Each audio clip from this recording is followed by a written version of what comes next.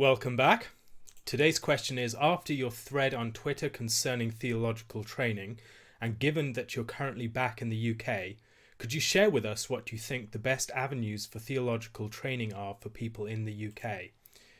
My thread was concerning the importance of doing theology in conversation with people who've gone before us and wise theologians around us.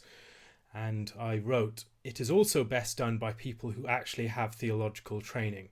The democracy of discourse on Twitter can blind us to the fact that only a minority of people in most theological conversations here have really earned the right to an opinion.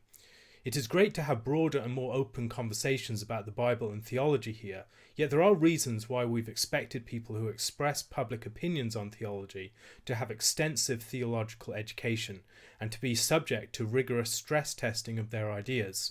Some people have queried my comments about the need for extensive theological training for anyone publicly expressing theological opinions.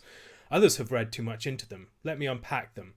First, I never claimed that such people need formal academic credentials or a formal theological education, nor that everyone with such credentials or an education are qualified. However, few who lack such credentials are qualified.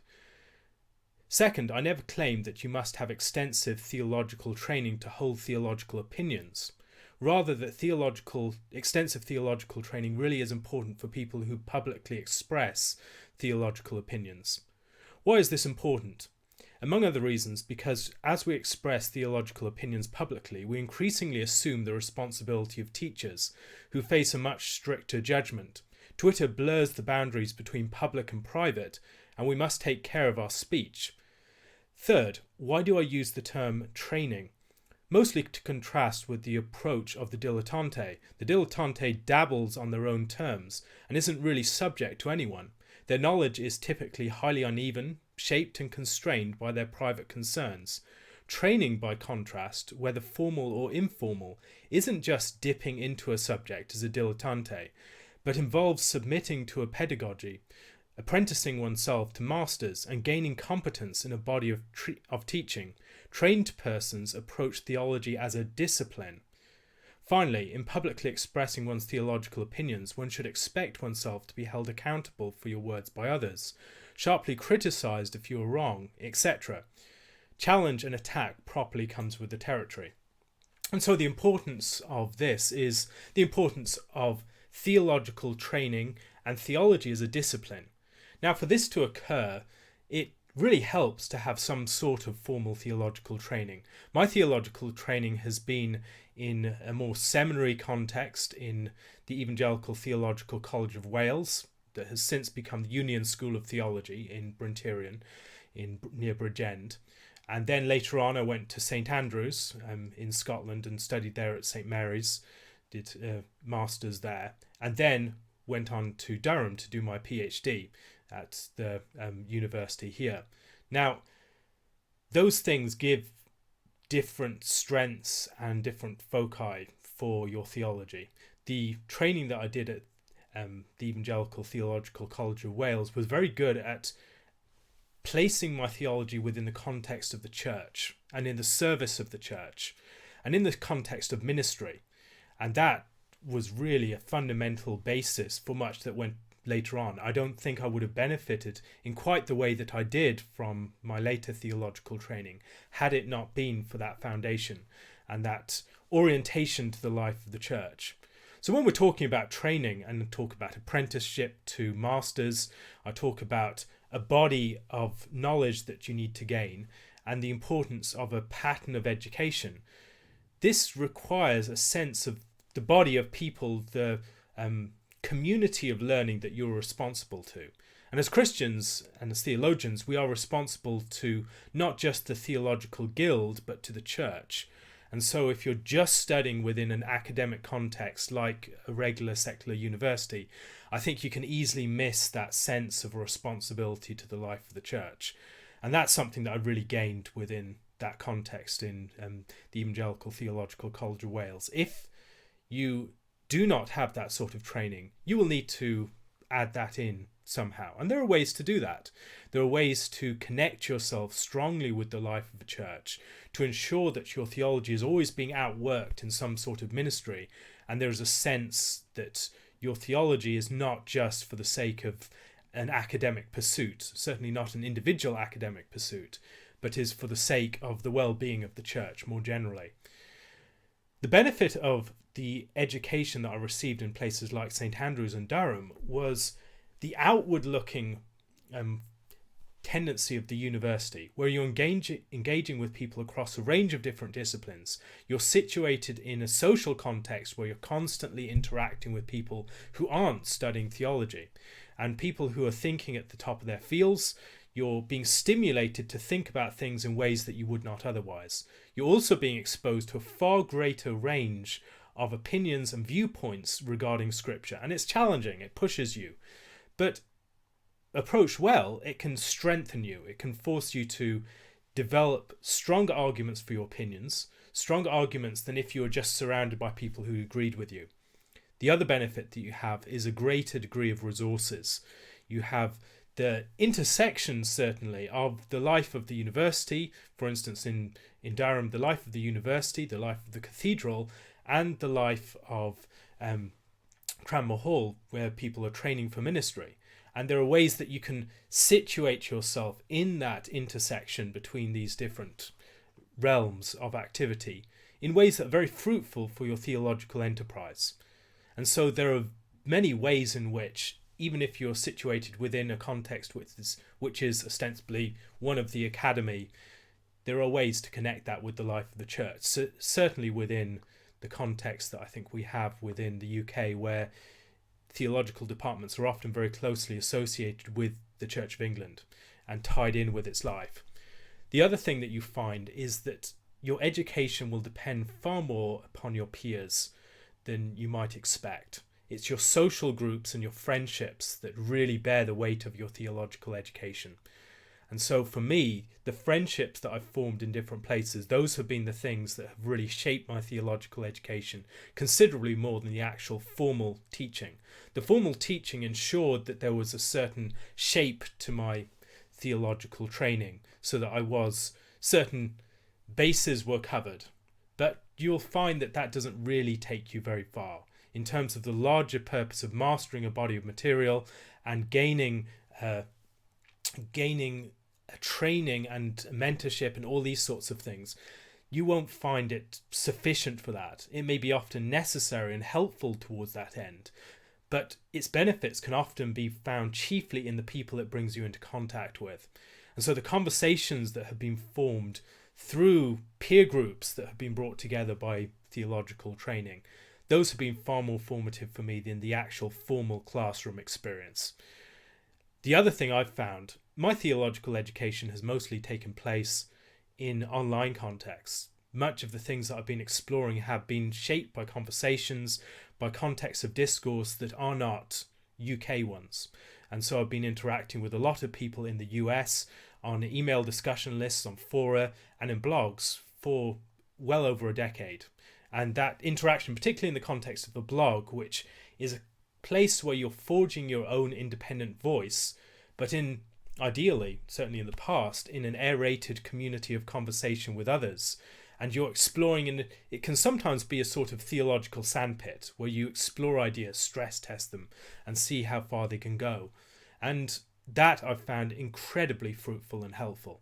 I learned by writing in large part, and I learned by the interaction with people who criticize me and who engage with me in various respects in those sorts of contexts. And so that has been far more important for my theological education. And this is what I think you'll find. The weight of your theological education there's a certain shape that will be given to it by your formal theological education, but often you'll find that courses that are taught in universities do not cover some of the important bases, or if they do so, they leave them thinly covered. There are many things that I have had to cover myself in my own personal study, and much of the theological training I have has been on my own time. What you will find is that friendship groups, mentors, contexts of discourse, and outlets of theological outlets for your theological expression, those are the most important things. Those are the ways that you can really develop in a fuller way. And so I would focus upon developing those. one of the things that I've appreciated about the work of the Davenant Institute is its specific attention to bringing theological scholars, pastors, and others together in service of the church and informing fruitful and fertile contexts of discourse and community, so that out of friendship there could emerge greater contexts of theological conversation and education. And this is often what I've found, that there have been key contexts that have been profoundly important for my theological growth. And often these will be obscure and small, because the more that people enter into them, the less focused they can be. They can often get very diluted. I was listening to a video by John Gray recently where he talks about the question of why do we have such an improvement in Tetris performance nowadays. And in the past, there was a far greater base of players, countless millions, billions of players. But now there are far fewer, but they're closely connected and they're involved in contexts that encourage deliberate practice, exchange of expertise, and playing off each other in a way that really encourages high performance. And that's, I think, what you often find in theology. Often it's not the really big contexts, but it's the context with people who are really pushing, people who really want to excel, and people who are not just there to be part of the group and to have the benefits of being part of the group without contributing, but people who want to throw their weight into it. Get into those sorts of groups. Have those as your peers. Find people who you want to grow into, who you want to learn from. People a generation or two above you, people who have gone before you and who can give you some sort of direction, and follow their example. Tie yourself in with the life of a church. That is important, to have that rootedness of your theology within a context of ministry, in a context of service for a community of the people of God. And so theological training is not to be equated narrowly with formal theological training or with credentials. That can be a very helpful way of connecting you with context, connecting you with material, enabling you to access great libraries, for instance. But really, a lot of this thing will have to be done under your own steam. It will have to be forming networks, forming friendships, forming contexts of theological speech where you can express your thoughts and develop and hone your ideas in conversation with others. Join some good email discussion lists, start a blog, write in that sort of context, read a dozen books a month, something like that, and push yourself to read things that are harder than you have read before. Push yourself out to read things beyond the areas that you're familiar with. Read voices that disagree with you. Familiarize yourself with a wide terrain of theology, and also develop a peripheral vision. Read beyond in the area of literature, in the area of social sciences, in the area of philosophy, and you'll find that brings things to bear upon your theological education. The other thing is, don't get too fixated upon the current theological arguments that are taking place on Twitter and elsewhere. They'll blow over within a few days. Focus upon reading the greats and digging into the history and the tradition. Focus upon reading those books that have stood the test of time. Focus upon interacting with people of stature, people who have less of the preoccupations that a younger generation has with the immediate conversations that are taking place. More of a sense of those teachings and that body of knowledge that will equip you as a theologian more broadly and in the service of a community of the people of God. And so theological training should always be considered to be considerably broader than the formal theological training that you have. It requires mentors, authority figures to guide you. It requires communities of discourse. It requires disciplines that will often be self-imposed, to read widely and to explore in areas that you would not be pushed to. The person who's just going to read nothing more than the suggested reading list, if that, they're not going to be a great theologian. You need to push yourself. You need to read things that are tough. You need to interact with people who will push you and challenge you. And you need to root yourself in a context that draws you back into the history and pushes you forward into a more intense form of theological study than you are doing currently. If you're just coasting, you won't grow. You need to think in terms of deliberate practice. What are the areas where you need to improve? What are the areas that you need to grow? What are the skills that you need to acquire? What are the contexts that you need to find access into? Who are the friends that you need to make? What are the contexts of discourse that you need to situate yourself within?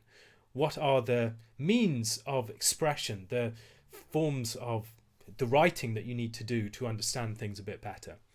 And so those are the things that I'd recommend. You will find that your mind will develop very quickly in certain contexts and stagnate in others.